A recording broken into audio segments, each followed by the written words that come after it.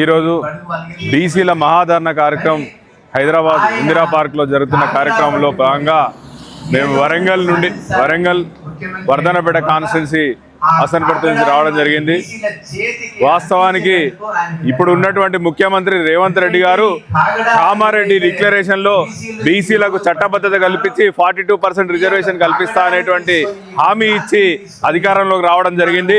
అధికారంలో వచ్చిన వెంటనే కల్పిస్తా అని చెప్పినటువంటి రేవంత్ రెడ్డి గారు ఇవాళ 40% రిజర్వేషన్ తెచ్చాను, ఈ ఆర్డినెన్స్ గవర్నర్ ముందర పెట్టినా అని చెప్పేసి, అంటే ఇది తప్పించుకునే విధంగా చూసేటువంటి కార్యక్రమం రేవంత్ రెడ్డి గారిది.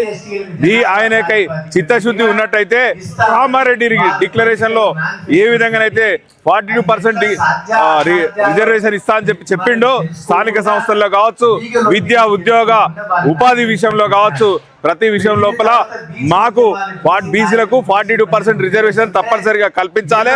అట్లా కల్పించలేనట్లయితే రేపు జరగబోయేటువంటి స్థానిక సంస్థల ఎలక్షన్ లోపల బీసీల యొక్క ఆగ్రహానికి లోనై తప్పనిసరిగా పరాభవం ఎదుర్కోవాల్సి వస్తుందని చెప్పేసి ఈ సందర్భంగా రేవంత్ రెడ్డిని హెచ్చరిస్తా ఉన్నాం. తీసుకురావడం అంటే ఆర్డినెన్స్ తీసుకొచ్చి దానికి క్లియర్ గా గవర్నర్ యొక్క పర్మిషన్ తీసుకొని దాన్ని క్లియర్ చేయాల్సిన బాధ్యత ఉండేది. కానీ అదేంటంటే గవర్నర్ కు పంపించేసిన అని చెప్పేసి అది ఏం చేస్తున్నారంటే కేంద్ర ప్రభుత్వం యొక్క వాళ్ళ మీద పడేసి వాళ్ళు చేయలేదు, నేను మాత్రం వాస్తవానికి బీసీల యొక్క డిక్లరేషన్ కు లోబడి ఉన్నా అని చెప్పి చట్టబద్ధంగా తేవాల్సినటువంటి దాన్ని వాళ్ళ మీద నెపం పెట్టేసి తప్పించుకునే ప్రయత్నం చేస్తున్నాడు రేవంత్ రెడ్డి.